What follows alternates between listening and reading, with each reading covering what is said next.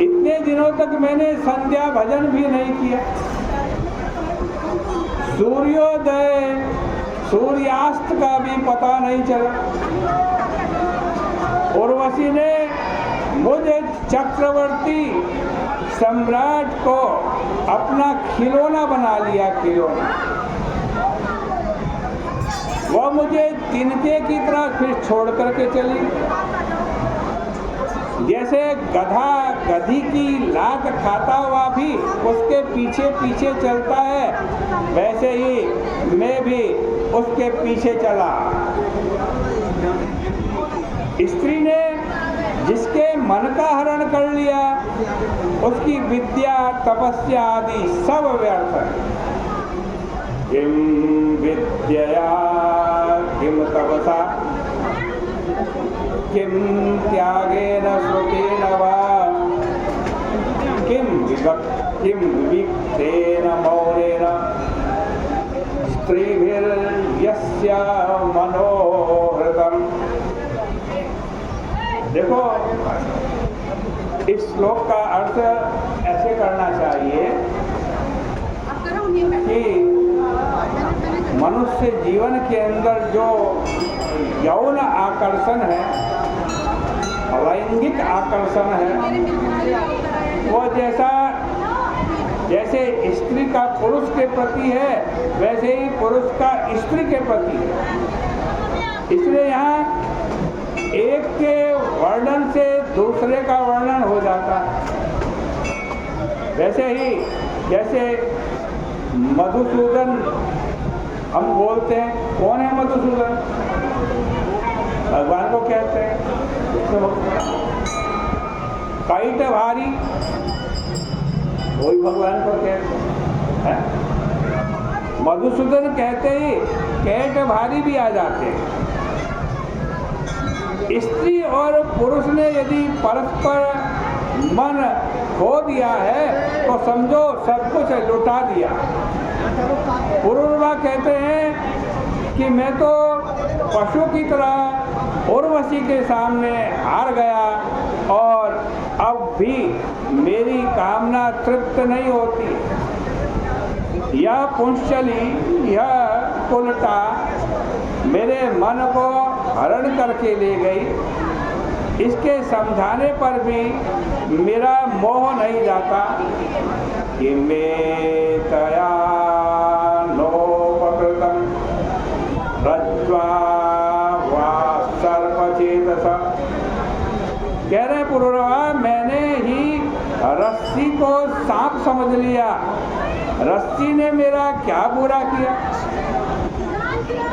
मैंने इस पर अपने को आसक्त कर दिया। इसका कोई दोष नहीं है। कहाँ यह मलिन शरीर और कहाँ इसके सद्गुण। मैंने अज्ञानवश असुंदर को सुंदर समझ लिया। यह शरीर किसका है कुछ पता नहीं है भाई। पत्नी कहती है ये मेरा है शरीर।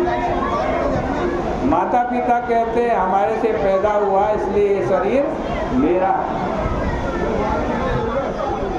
स्वामी कहता है मैंने इसका पालन किया इसलिए ये शरीर मेरा। आग जीव लपलपाती भी कहती है कि एक दिन इसको भस्म कर दूंगी इसलिए ये शरीर मेरा। कुत्ते कहते हैं कि यह हमारा है और गीध कहता है कि यह हमारा है। ऐसी स्थिति में इस शरीर के बारे में कोई न्यायाधीश भी नहीं बता सकता कि ये शरीर किसका है। अहो सुभद्रम सुमनसम, अहो सुभद्रम सुनसम सुस्मितं च मुखं स्त्रियः। लोग कहते हैं कि शरीर में क्या बढ़िया नाक है,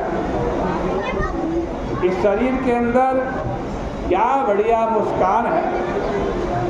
लेकिन भर्तृहरि कहते हैं स्तरौ मांस ग्रंथि कनक करसा कृत्युपमितौ मुखम श्लेष्मा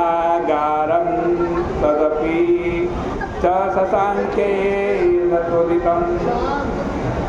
स्त्रियों के स्तन मांस की गांठ है,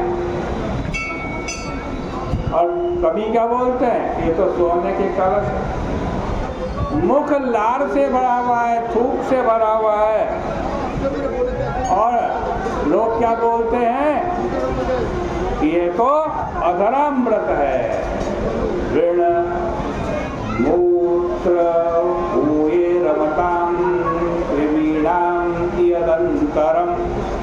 इसलिए पुरुरवा भी कहते हैं कि जो विष्ठा मूत्र में रमण करते हैं उनमें और कीड़े में क्या अंतर है। मनुष्य को बहुत संभल करके रहना चाहिए। स्त्री संग तो बिल्कुल नहीं करना चाहिए, स्त्रीण के संग से भी बचना चाहिए। बड़े बड़े विद्वानों के लिए भी षड्वर्ग काम क्रोध लोभ मोह मद मत्सर विश्वास करने योग्य नहीं है।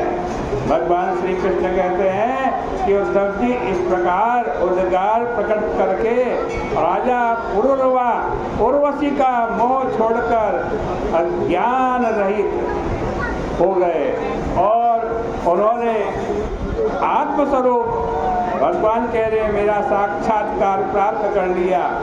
इसलिए बुद्धिमान मनुष्य को चाहिए कि वह पुरुरवा की तरह दुस्संग छोड़कर सत्संग करे, क्योंकि संत अनपेक्ष होते हैं, भगवत चित्त होते हैं, समदर्शी होते हैं, वे निर्मम होते हैं, निरहंकार होते हैं, निर्द्वंद होते हैं, निष्परिग्रह होते हैं, वही संत होते हैं।